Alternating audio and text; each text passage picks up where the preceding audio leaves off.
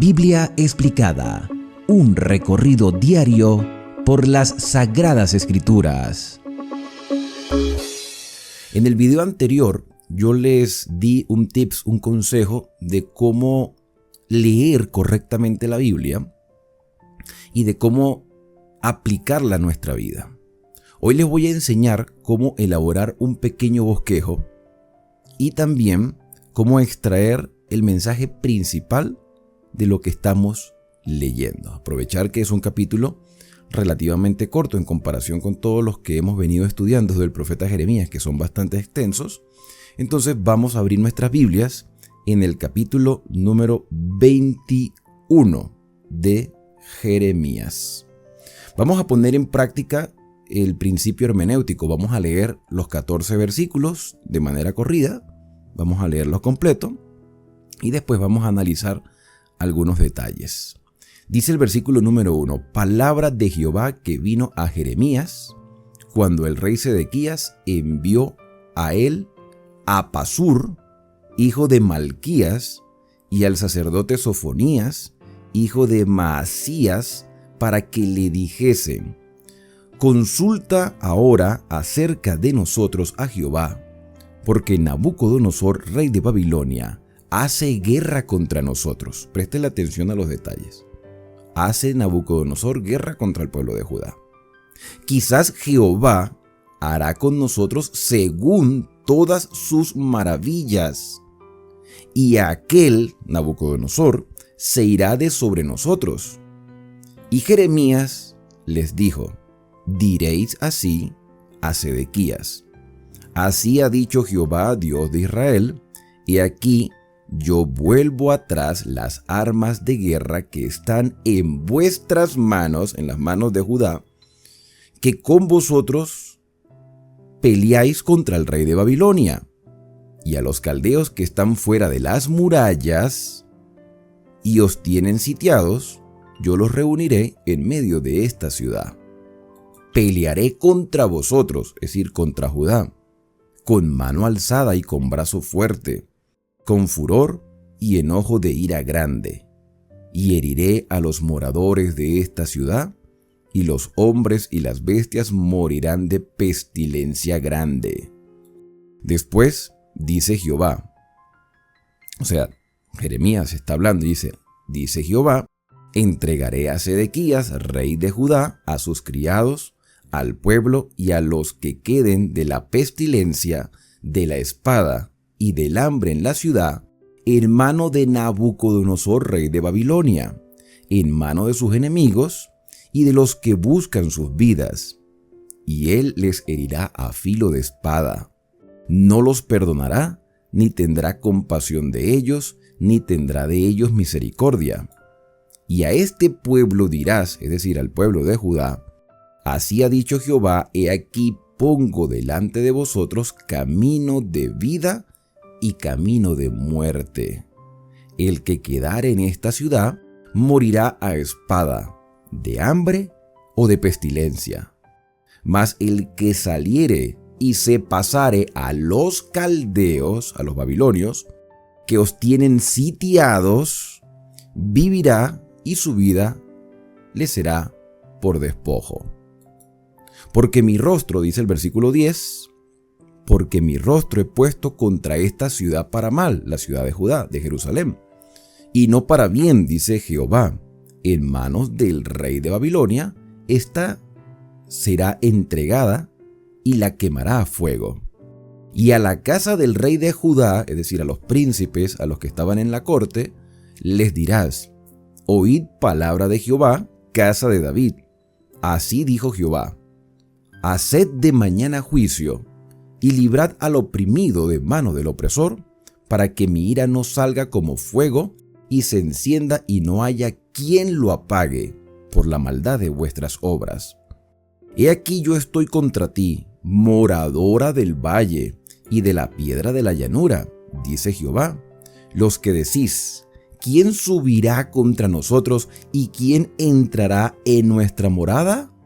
Los que dicen esto, dice el versículo 14, que es el último versículo, a los que digan esto: ¿quién subirá contra nosotros ¿Y quién entrará en nuestra morada? Bueno, el mensaje del Señor es: yo os castigaré conforme al fruto de vuestras obras, dice Jehová, y haré encender fuego en su bosque y consumirá todo lo que está alrededor de él. Y así termina este corto capítulo. Bien, ya hicimos la primera lectura. Ahora vamos a tratar de notar algunos detalles descriptivos que nos ayuden a entender el por qué y en qué momento se presentó este mensaje. Volvemos al versículo número 1, vamos a analizarlo acá. Dice: palabra de Jehová que vino a Jeremías cuando el rey Sedequías, y aquí ya tenemos el primer detalle. ¿Quién es el rey de turno? Sedequías. Se había mencionado otros reyes atrás, a Joaquín y a Joacín. Vamos a recordar un poco cómo está el tiempo en que se escribió el libro del profeta Jeremías durante el periodo de estos reyes que ustedes ven allí: Joacás, Joacín, Joaquín y Sedequías. Entonces tenemos al rey Joacín, que reinó entre el año 609 hasta el año 598 antes de Cristo. Tenemos a Joaquín, que solamente reinó junto con su madre Neusta 3 meses en el año 598 o 597, en ese intervalo de tiempo entre el 598 y 597. Después tenemos a Sedequías, que es el que se menciona en el capítulo 21, desde el 597 hasta el año 586 antes de Cristo. Entonces estamos en este periodo de tiempo. Otro detalle importante de estudiar los libros de la Biblia y los capítulos es entender que no siempre están en orden cronológico. Podemos estar saltando de un tiempo a otro. Por eso es importante tomar en cuenta el momento en que se escribió para poder entender el contexto. Ya no es Joacín, ya no es Joaquín, estamos en el tiempo del rey Sedequías. Había también otros profetas, como ustedes pueden ver en pantalla, que eran paralelos al profeta Jeremías: Abacú, Abdías, Daniel y Ezequiel. Ezequiel y Daniel, para este momento histórico, ya estaban en Babilonia, incluyendo a Pasur, el sacerdote del capítulo anterior, del capítulo 20. Pero en este capítulo 21 se menciona otro Pasur. ¿Okay? Dice el versículo 1 que el rey Sedequías envió a Pasur, hijo de Malquías. No es el mismo Pasur, porque el del capítulo 20 es Pasur, hijo de Immer. Entonces son dos personas diferentes. Este era un enviado de la corte y el otro era un sacerdote. Seguramente el otro Pasur, el del capítulo 20, fue llevado deportado a Babilonia por haber rechazado el mensaje de Jeremías y haber castigado injustamente a Jeremías, llevándolo al cepo y después a la cárcel. Se menciona otro sacerdote, a Sofonías, hijo de Masías. No confundir a este Sofonías con el profeta Sofonías. Son dos personas diferentes. Los nombres tienden a ser repetitivos en la Biblia. Hoy también es algo similar. Hay muchos José, muchas María, muchos Carlos, muchos Luis, muchas Carmen, muchas Juanas. Entonces los nombres tienden a repetirse. Ahora voy a mostrarles un bosquejo después que hemos leído todo este capítulo. Entonces tenemos la fecha. La fecha aproximada es el año 588 al 586, que fue el tiempo que duró el rey Sedequías en el trono. Entonces los primeros 2 versículos nos presentan la desesperación de un rey, porque el rey va a consultar a Jeremías. La circunstancia está clara. Nabucodonosor, rey de Babilonia, ha sitiado a Jerusalén, está rodeada. Entonces envía a 2 sacerdotes con una pregunta, y la respuesta a partir del versículo 3 hasta el 14 es contundente por parte del profeta. Sedequías le dice a Jeremías lo siguiente: consulta acerca de nosotros, consulta a Dios, consulta a Jehová por nosotros, porque Nabucodonosor, rey de Babilonia, hace guerra contra nosotros. Quizá Jehová hará con nosotros según sus obras maravillosas, y aquel se irá de sobre nosotros. Si ustedes me han venido acompañando en los estudios anteriores en el libro del profeta Isaías, ustedes recordarán que en el tiempo del rey Ezequías, rey de Judá, en el tiempo del profeta Isaías, el rey Senaquerit, rey de Asiria, había sitiado la ciudad de Jerusalén, pero Ezequías oró al Señor y consultó al profeta, y el profeta le dijo: no te preocupes, que no les va a pasar nada. No se asusten, confíen en Dios. Y efectivamente los ejércitos de Asiria se fueron y Dios liberó a su pueblo. Pero en este caso no iba a suceder lo mismo. Ezequías era un rey reformado, un rey espiritual que cometió errores, pero era un rey que buscaba a Dios constantemente. En cambio, este Sedequías, del tiempo de Jeremías, se parecen mucho los nombres, no era un rey espiritual. Manda a consultar al Señor, pero no tiene ese deseo de cambio. No le pregunta al Señor: ¿qué debo hacer? No busca a Dios en oración, va y consulta al profeta porque todo se le ha escapado de las manos. Ha hecho muchas cosas erradas, ha confabulado contra el imperio de Babilonia, sabiendo que Babilonia ya había hecho 2 deportaciones anteriores en el año, y se los voy a colocar aquí en pantalla para que ustedes lo vean. En el año 605 se hizo la primera deportación. Ustedes lo pueden ver allí, mira, reyes de Judá, fechas y deportaciones. En el año 605 se hizo la primera deportación en el tiempo de Joacín, y esto lo confirma el profeta Daniel en su libro, en el capítulo 1, verso 1. Después tenemos una segunda deportación con Joaquín y su madre Neusta, que fueron llevados a Babilonia en el año 597. Y después tenemos a Sedequías, que el mismo Nabucodonosor colocó en el trono, pero Sedequías era un rey traicionero. Entonces en el año 586, Sedequías fue llevado a Babilonia y allá le sacaron los ojos. Allá mataron a sus hijos y allá quedó encarcelado hasta el día de su muerte. Entonces ya habían 2 deportaciones anteriores y Sedequías no había aprendido nada. Ya se habían cumplido las profecías de la invasión babilónica. Versículo número 2. Mira, Nabucodonosor hace guerra contra nosotros. Quizás el Señor nos liberte como lo hizo en el pasado con el rey Ezequías. Pero eso no iba a suceder. Ya el castigo era inminente y por eso el mensaje del profeta es contundente. Vamos a ver ahora el bosquejo. Ahí está el bosquejo. El mensaje de Jeremías se puede dividir en 2 partes.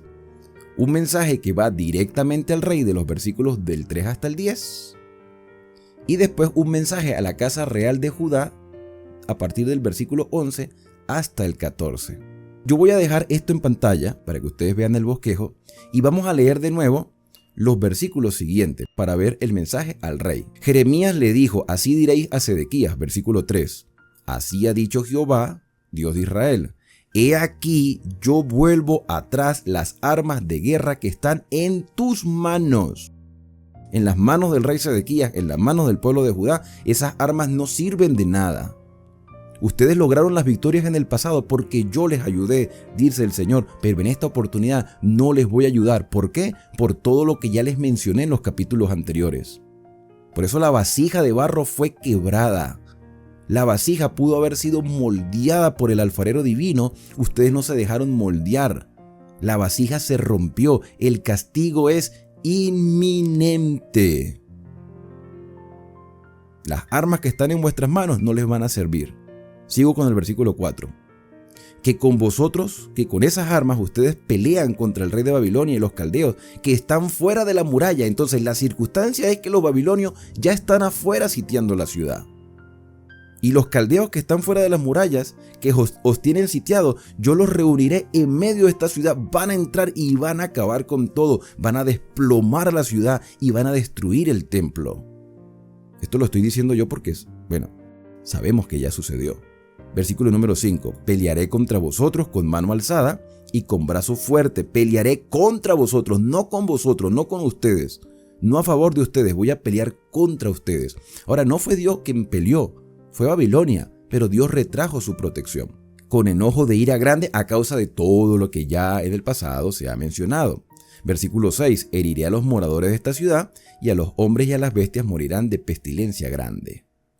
Termina esta parte del castigo inminente con el versículo 7 diciendo: después dice Jehová, entregaré a Sedequías, rey de Judá, a sus criados, al pueblo y a los que queden de la pestilencia a causa del sitio, de la espada y del hambre en la ciudad, en mano de Nabucodonosor, rey de Babilonia. La historia dice que Sedequías fue llevado a Babilonia y allá le sacaron los ojos. En el capítulo número 3 del libro de Daniel vamos a encontrar la adoración a una estatua de oro, donde los 3 amigos de Daniel fueron lanzados a un horno de fuego. Cuando lleguemos a Daniel vamos a estudiar eso en más detalle. Pero Nabucodonosor había invitado a todos los miembros de su reino, a todos los que pertenecían al imperio, a todos los que estaban encargados de las diferentes provincias, para que fueran a la veneración de la estatua. Se cree que el rey Sedequías estaba allí. Allí se postró Sedequías ante la estatua de oro. O sea que Sedequías era un hipócrita. Era un hipócrita con Dios y era un hipócrita con el rey de Babilonia. Porque en público manifestaba lealtad a Babilonia, se postraba ante las imágenes del rey, mostrando simpatía hacia el rey, pero en su corazón odiaba al rey Nabucodonosor.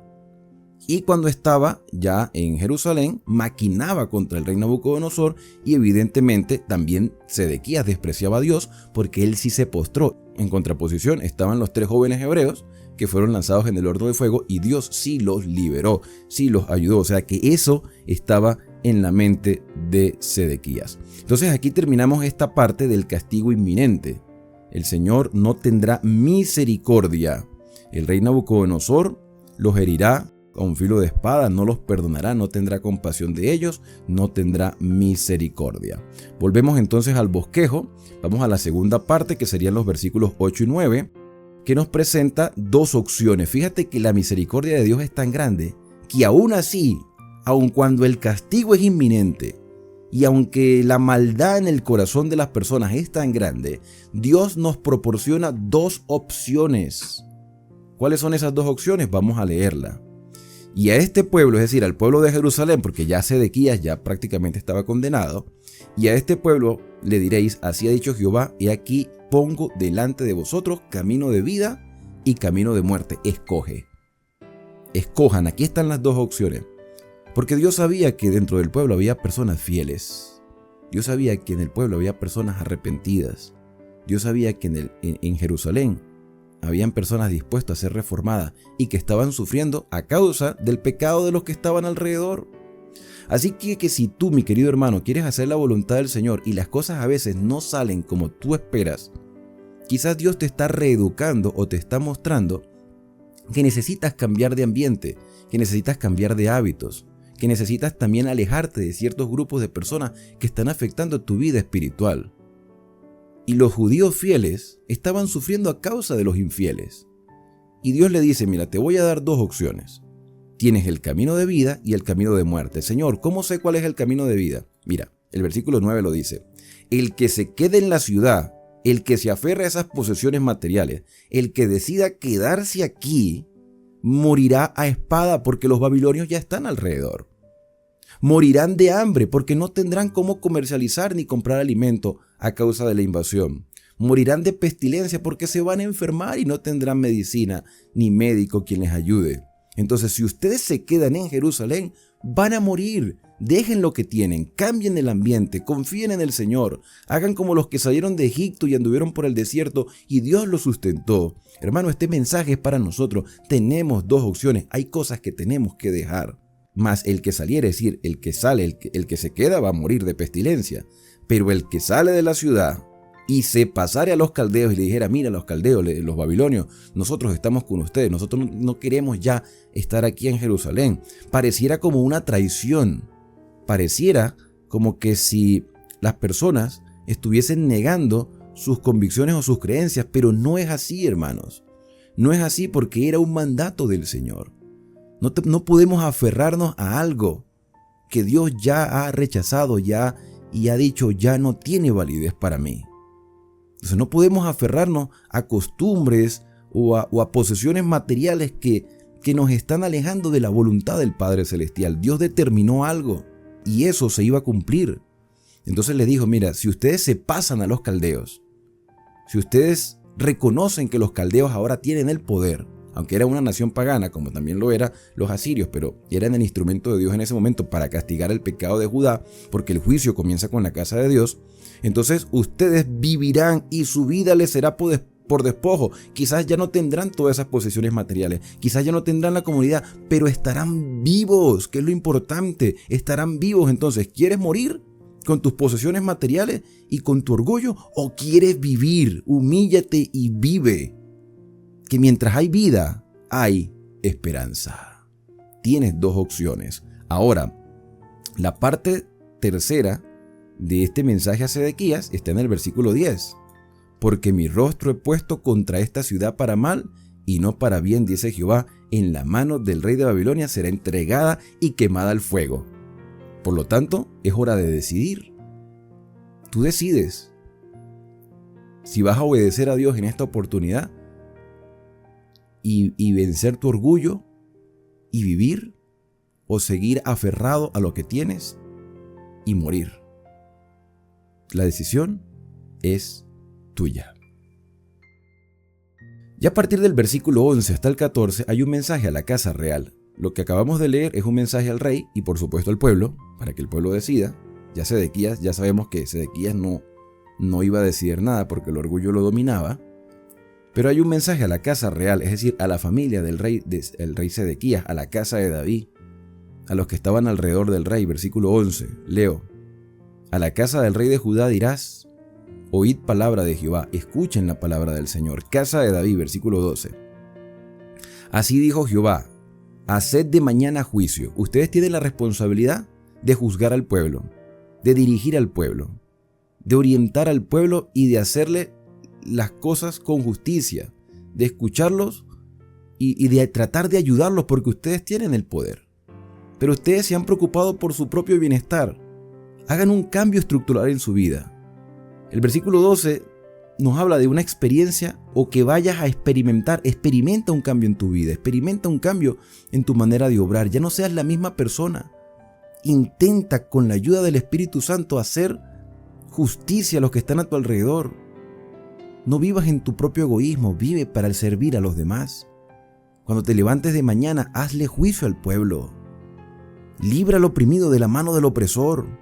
Dale alivio a aquellas personas que están sufriendo, para que mi ira no salga como fuego y se encienda y no haya quien lo apague por la maldad de vuestras obras. Ustedes se han equivocado, pero yo les estoy brindando una oportunidad. Hoy también puedes decidir experimentar un cambio en tu vida. Versículo 13. Este versículo nos habla de no ser autosuficientes. Y aquí yo pongo contra ti morada del valle, o sea, contra ti, morador del valle. El valle era el lugar donde estaba Jerusalén, pero también estaba fundamentado sobre una roca, por así decirlo, porque tenía montañas alrededor y estaba en un lugar alto. Y eso les daba cierta seguridad a aquellas personas que estaban viviendo allí y a los líderes, porque pensaban que era una ciudad inexpugnable y de paso se creía que tenían la bendición del Señor, o sea que se sentían confiados. Y aunque Dios ciertamente protegía a su pueblo, este pueblo rompió el pacto y Dios retrajo su protección.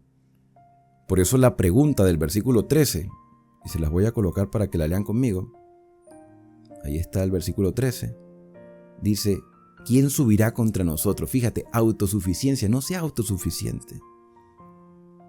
Hay personas que ponen su fortaleza en las cosas materiales. Como tengo dinero, estoy tranquilo. Como tengo casa propia, estoy tranquilo. Como en este momento tengo, una pareja estable, entonces estoy tranquilo. Hermanos, mire, si Dios no es el fundamento de nuestra vida, el dinero se acaba, la salud se deteriora, el trabajo se pierde y las parejas muchas veces se dejan porque tienen dificultades, porque no saben sobrellevar los problemas o se dejan llevar por sus inclinaciones y empiezan a hacer cosas inadecuadas. ¿Quién subirá contra nosotros y quién peleará en nuestras moradas? No va a venir ningún imperio babilónico a atacarnos o a destruirnos. No van a venir. El consejo del versículo 13 es: no seas autosuficiente. No confíes en ti mismo y no confíes en otra persona. Confía en el Señor. Termina entonces el versículo 14, tal cual como inició la sección al mensaje del rey Sedequías. El castigo es inminente. Yo os castigaré conforme al fruto, al resultado de tus obras, dice Jehová, y haré encender fuego en tu bosque. El bosque también le brindaba cierta seguridad al pueblo de Judá, porque el bosque era lo que permitía que el lugar fuera frondoso, que tuvieran el alimento. Los babilonios iban a destruir todos los árboles. En las guerras se respetaban a los árboles porque eso le permitía dar sustento también incluso, o sea, a los enemigos también se beneficiaban de la vegetación. Pero los babilonios, como ya estudiamos en otros capítulos, lo que tenían era deseo de cumplir la orden que se le había dado, sea como fuese, y destruyeron toda la vegetación. Destruyeron todo el sustento para debilitar aún más al pueblo de Judá y consumirá todo lo que está alrededor de él a causa del pecado de Judá. El Señor castigó conforme al fruto de las obras. Las obras no nos van a salvar, pero las obras son el resultado de nuestra íntima comunión con Dios. Si nuestras obras, si somos árboles de justicia, si damos frutos del Espíritu Santo, esos frutos que aparecen en el Nuevo Testamento, gozo, paz, paciencia, benignidad, bondad, fe, mansedumbre y templanza, si nos colocamos toda la armadura de Dios, podremos salir victoriosos. Y el primer paso es reconocer que nos hemos equivocado. Ponernos en las manos del Señor, humillarnos delante de Dios, aceptar su voluntad, y aunque los momentos sean difíciles, sean duros, Dios nos va a sustentar, porque mientras hay vida, hay esperanza, y Dios les está diciendo en este momento tan precario, tan difícil, tan espantoso para el pueblo de Judá, les está diciendo: conserven la vida, humíllense y vivan, y yo los voy a ayudar. Porque Dios ayudó a Jeremías, Dios ayudó a Ezequiel